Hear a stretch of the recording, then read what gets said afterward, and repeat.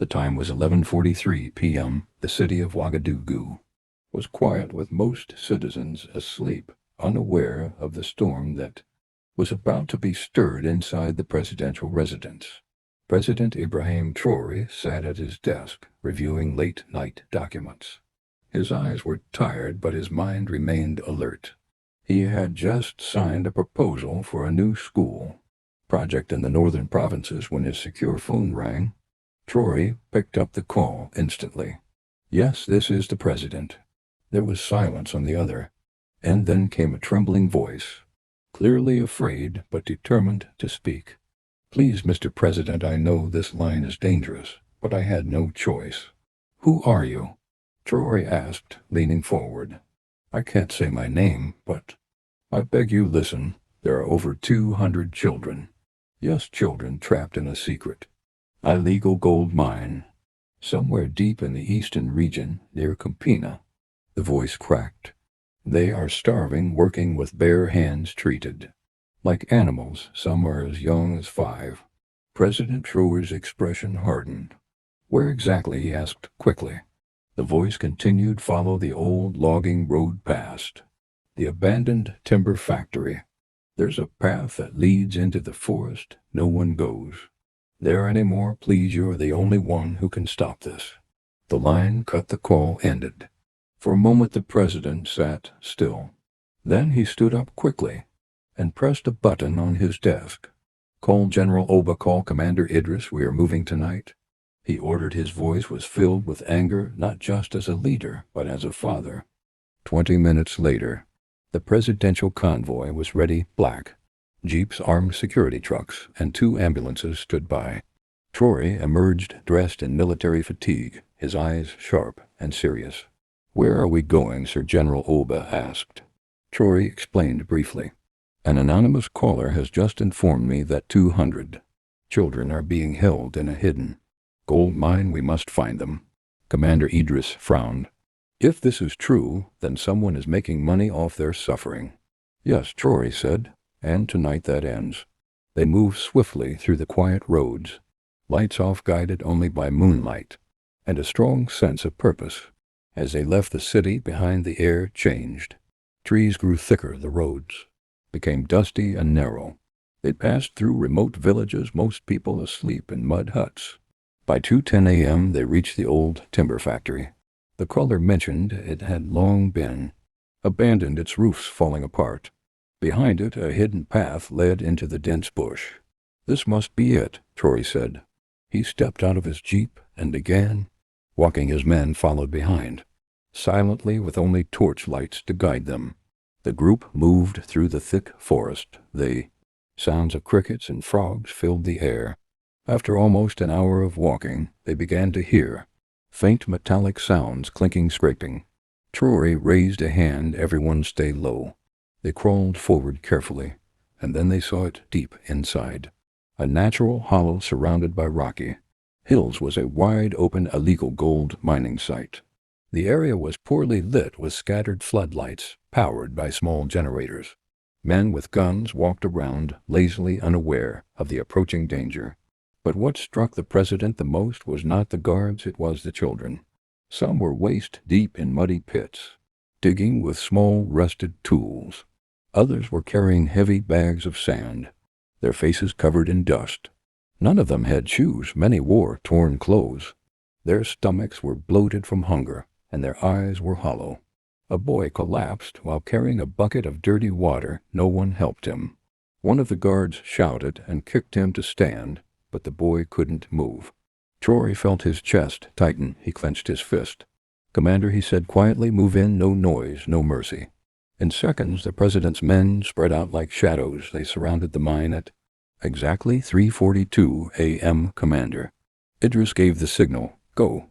A loud bang echoed through the night as smoke grenades exploded. The guards panicked and ran, only to find themselves surrounded. Shots were fired into the air within 3 minutes. The entire place was secured, all armed. Men had been arrested.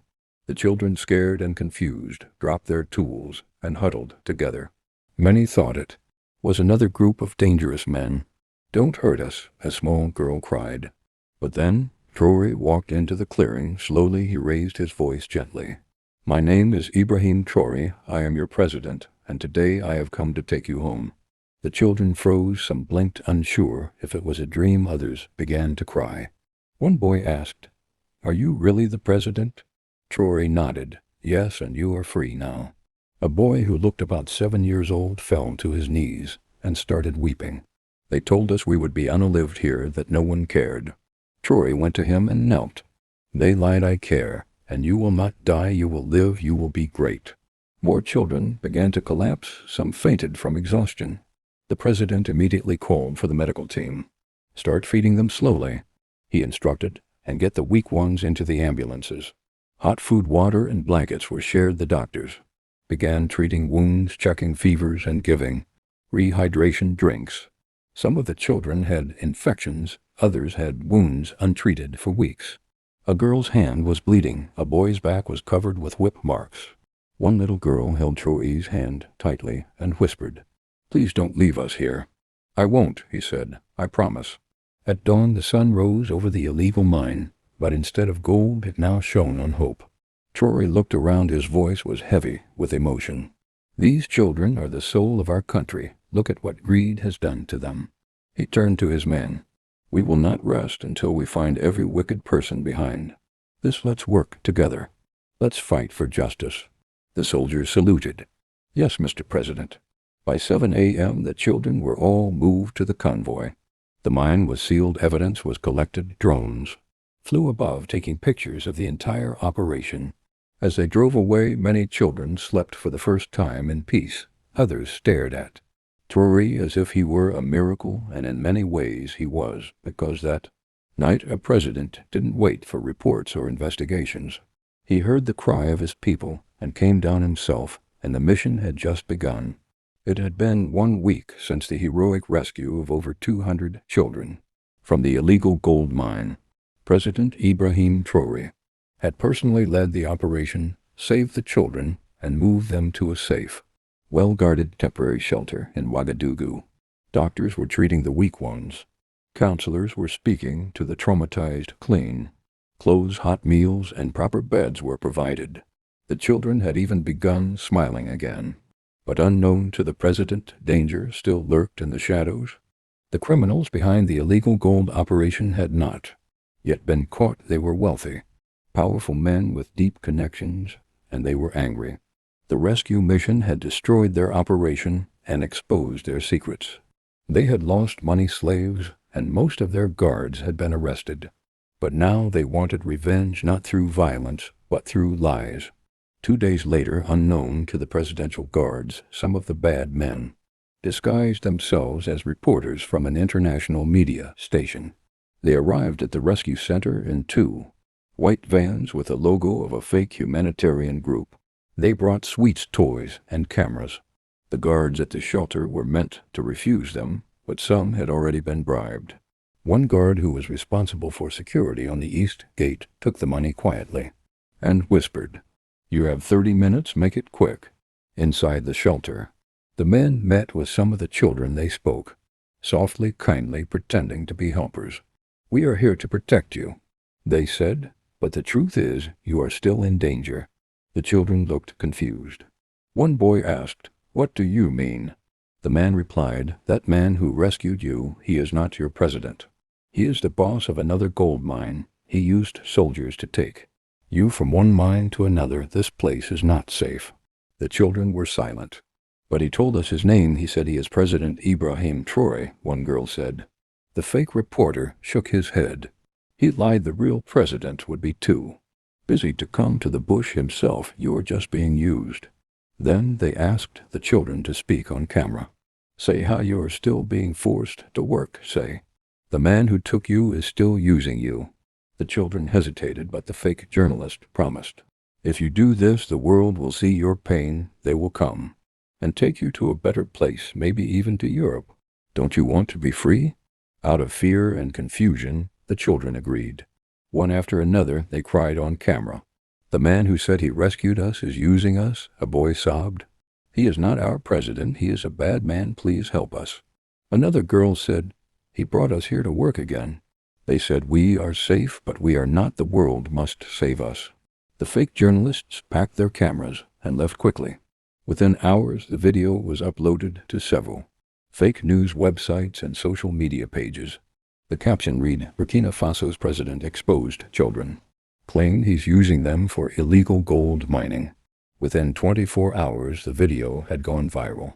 International media outlets picked it up. Twitter and Facebook were flooded with angry comments. "I said it, that man is no different from the others. How can a president lie to children? This is evil. He's stealing our gold to enrich his family." People were talking. Some believed the story, others didn't. Inside the presidential palace, President Traoré sat silently watching the video, his hands clenched into fists. His face was filled with pain and confusion. "What is this?"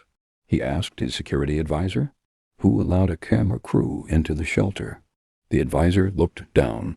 "We're still investigating, sir. Some guards may have been bribed." The president's voice shook with anger. "You mean to tell me someone entered a government facility, lied to rescue children, filmed them, and posted it to the world, and no one stopped them?" The room was silent. President Traoré stood up. "This is worse than any bullet. This is a bullet of lies these people have. Brainwashed my children." He looked at the screen again. "These are the same children. I knelt before I held their hands. I fed them, and now they think I'm the enemy." He turned to his men. "This cannot continue. We must act fast. We must act now before the whole world turns against us." He called a national emergency meeting that night. All top security officials, intelligence leaders, and child protection officers were summoned. "They want to destroy my name. They want to destroy this country's hope. But we will not let them win," he said. He then gave strict orders. "Investigate the fake journalists, find the bribed. Guards tighten security around the children, and most importantly, trace the source of the video." Meanwhile, in the city, people were divided. Some marched on the streets demanding answers. Others gathered in support of Traoré, saying they believed in him. But the damage was spreading fast. International news houses began requesting interviews. Foreign organizations started asking questions. The country was now under a cloud of confusion. Who was telling the truth? Back at the rescue center, President Traoré decided to visit the children himself again, but this time secretly. He arrived without cameras, without guards, without protocol, just him and a trusted nurse. When the children saw him, they froze. Some were scared, some stepped back. One girl whispered, "You came back?" Traoré looked around slowly. "Yes, I came because I heard you were in pain again, but I'm not angry. I just want the truth." He knelt down again before them. "Do you remember the night I found you, the night you were cold, hungry, and scared?" The children nodded. "Do you remember I said you are the future of this nation?" They nodded again. "Then please," he said gently, "if someone came and told you lies about me, I want you to tell me. I can take it. Just tell me the truth." One small boy stepped forward. "A man said you are not the president. He said you just took us from one gold mine to another." Traoré closed his eyes, breathed deeply. "And did you believe him?" The boy looked down. "We didn't know what to believe. They said if we said it on camera, the world would come and rescue us." Another girl added, "They gave us sweets and promised we'd be free forever." Traoré stood up. "My children, listen to me. I am your president. I came that night because I love this nation and I love you. You are not tools. You are not slaves. You are my responsibility. And no matter what the world says, I will protect you." The children started to cry again, but this time it was from guilt and confusion. One of the older boys walked up to him. "We're sorry. We didn't know. We thought we were doing the right thing." Traoré placed his hand on the boy's shoulder. "I forgive you, but now we must all work together to correct the lies." That night a plan was made. A truth campaign would begin. Real journalists would be invited under proper security. The real story would be told by the president, by the children, and by those who were there. But time was ticking. The enemies were still out there, watching, waiting, plotting, and President Traoré knew the next move had to be bold. It had to be fast, and it had to be loud. 3 days had passed since the fake video spread across the world. People were still divided. Some called for international investigations. Others sent threats to the Burkina Faso government. But while confusion and doubt filled the air, President Ibrahim Traoré remained focused. He knew that if he didn't act quickly, the trust of the people, both at home and abroad, would be completely destroyed. The children were still being treated at the safe center, but now they were surrounded by new layers of security. Trusted soldiers had replaced the bribed guards. Every visitor was carefully checked. No one could speak to the children without permission. Inside the palace, President Traoré met again with his inner circle. His eyes were tired, but his voice was sharp. "We cannot sit and watch while our name is dragged in the mud. We must tell our side of the story, and we must do it now." General Abba agreed. "Sir, the people need to hear from the children again. But this time the truth must be protected." The president nodded. "We'll organize a press conference, but not the usual one. It must be raw, unedited. The children will speak freely in their own words. Let the world hear what truly happened that night." A media team was gathered this time, made up of trusted local and international journalists with strong reputations. They were properly vetted and invited under full presidential control. The day of the press event arrived. Cameras were set up inside a clean, simple hall at the rescue center. There were no decorations, no fancy lights, just seats, microphones, and truth. The children, now properly dressed, looked healthier than before. Some still had scars, but there was light in their eyes. President Traoré stood at the back watching silently. The first child to speak was 10-year-old Jonathan. He walked slowly to the microphone, looked at the cameras, and began. "The night the soldiers came, I thought it was the end. I thought they came to beat us like the others. But then this man," he pointed at Traoré, "he came and said, 'You are free now.' I didn't believe him at first, but when they gave us food, treated our wounds, and told us we'd never work in the pit again, I knew it was real." He paused. "When some men came last week with cameras, they lied to us. They said the man who rescued us was bad. We didn't know what to believe. We were scared. I want to say I'm sorry, and I want this world to know this man is our president. He saved us." One by one the children came forward. Some cried as they spoke, others held hands for courage. They talked about the pain in the mines, the beatings, the hunger. They explained how they were tricked into speaking lies. They told the world how their lives changed after the rescue. The room was silent. The cameras kept rolling. Finally, President Traoré stepped forward. The hall fell completely quiet. He looked at the children, then at the reporters. "I did not come here to defend myself," he began. "I came to defend the truth." He continued. "These children were slaves hidden in the bush, treated like animals, robbed of their childhood. I led the rescue because I believe that no child should be buried in dust and darkness while we live in comfort." He looked around. "I do not need to steal gold. I do not need to use children. My wealth is not in gold. It is in the future of this nation, and they are that future." He pointed to the children behind him. He raised his voice. "Those who created fake news, those who bribed guards and lied to the world, know. This we are coming for you, not with hate, but with justice." The entire hall stood up in applause. The children rushed to him, hugging him tightly. The video went live immediately. In less than 2 hours it reached millions across the world. People who once doubted began to believe again. Famous human rights groups released statements supporting the president. International leaders called to commend him. The lies had started to break, but President Traoré was not done.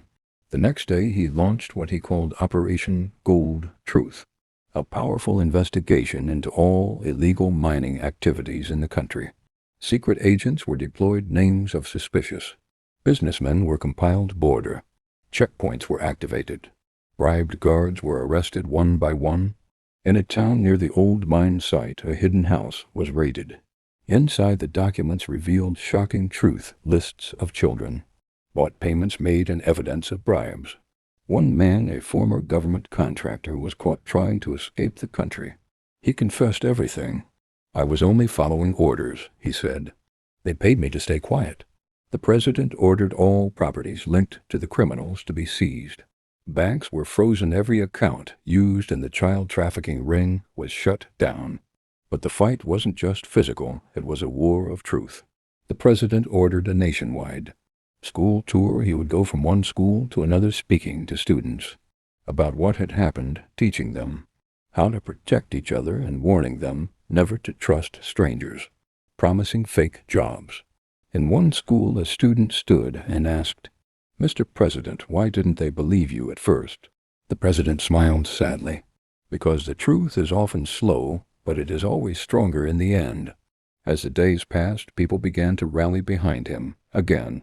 The same people who shouted in anger were now clapping in admiration. A woman in the market said to a journalist, "We almost lost faith, but that man didn't run, he stood. Strong for those children, that's a real leader." Back at the shelter, the children were given something new: school uniforms. The president announced a scholarship for every one of them. "You will not only survive, you will succeed," he told them. Plans were also made to build a special school called Maison de Lumière, House of Light, just for rescued children, where they would be trained, educated, and protected. But President Traoré knew the battle was not over. Evil always finds new ways to hide, and the men behind the mine still had influence. He called another meeting. "We've exposed their lies, we've healed the children. Now it's time to finish this." His next step, a national broadcast to name the people behind the syndicate.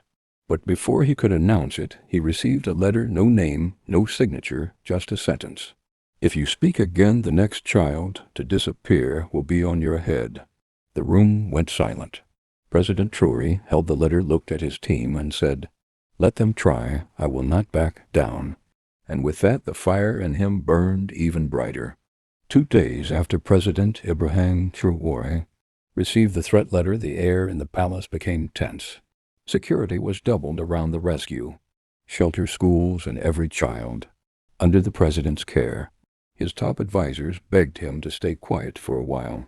"Sir, let's just wait, let things calm down," one of them said.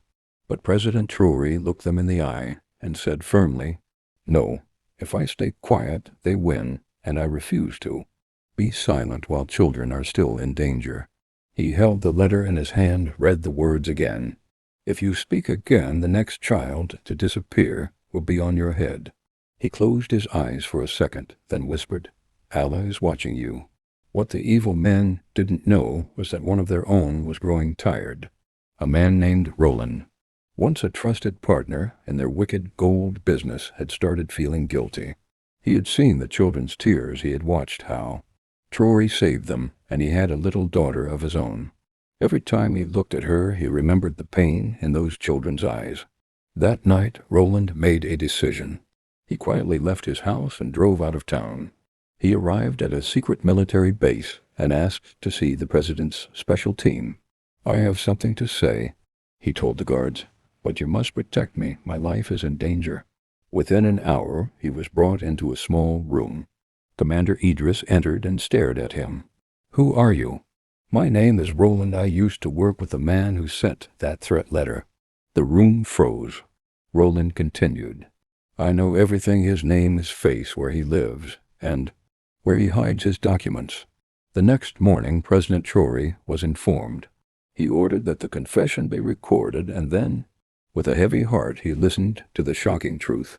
The mastermind behind the fake news, the illegal mine, and the threat letter was a man named Martin Wamba, a wealthy businessman with companies across Africa. He had made his fortune through dirty gold, child labor, and lies, and now he was trying to destroy the one man who stood in his way. "Where is he now?" the president asked. Roland replied, "He's hiding in a private estate near the border. He is armed. Men with him, but if you move fast, you'll catch him." Without wasting time, President Traoré ordered a special operation. "Move now. No noise. No mercy." That evening, a team of soldiers stormed Martin's hideout. It was quick, it was clean. He was caught trying to burn documents. When he saw the soldiers, he laughed. "So the little president sent you?" They said nothing. They handcuffed him and drove him straight to the Capitol. The next morning the whole country watched as Martin Dwamba was led in chains to court. Cameras flashed, reporters shouted questions. The children at the shelter saw the news and clapped. "That's the man who lied to us," one girl said. The trial was swift. The evidence was strong. Documents, bank records, video, messages, and Roland's full confession were all presented. Martin was found guilty of child trafficking, illegal mining, spreading false news, threatening the life of a president, and abuse of human rights. The judge looked at him and said, "You destroyed lives for money. You used lies to cover your wickedness, but justice has caught up with you." Martin was sentenced to life imprisonment with no chance of early release. As the gavel struck, people across the country cheered, crowds danced in the streets. Social media was filled with messages like, "Justice has won. We thank President Traoré for standing strong. The children are safe. The truth has been restored." Later that evening, President Traoré addressed the nation in a powerful speech. "My fellow citizens, we have seen evil. We have felt fear, but we stood together, and today justice has spoken. Let this be a message to all who harm children, lie to the world, and abuse their power. Your days are numbered." He paused. "These children are not tools. They are not workers. They are not slaves. They are the heart of our nation, and as long as I live, I will protect them." The camera panned to the children watching live. Some were crying, others were smiling. The next day, school began at the newly built Maison de Lumière, the special school for the rescued children. President Traoré visited, holding hands with the youngest boy, who had once fainted in the mine. "Do you remember what I told you that night?" the president asked. The boy smiled. "You said I would live." Traoré smiled back. "Yes, and now you will learn, you will grow, and one day you will lead." Dear viewers, if you enjoyed this video, don't forget to hit the subscribe button, like, share with your friends, and turn on the post notification bell so you'll be the first to know whenever we upload a new video. Thank you for watching.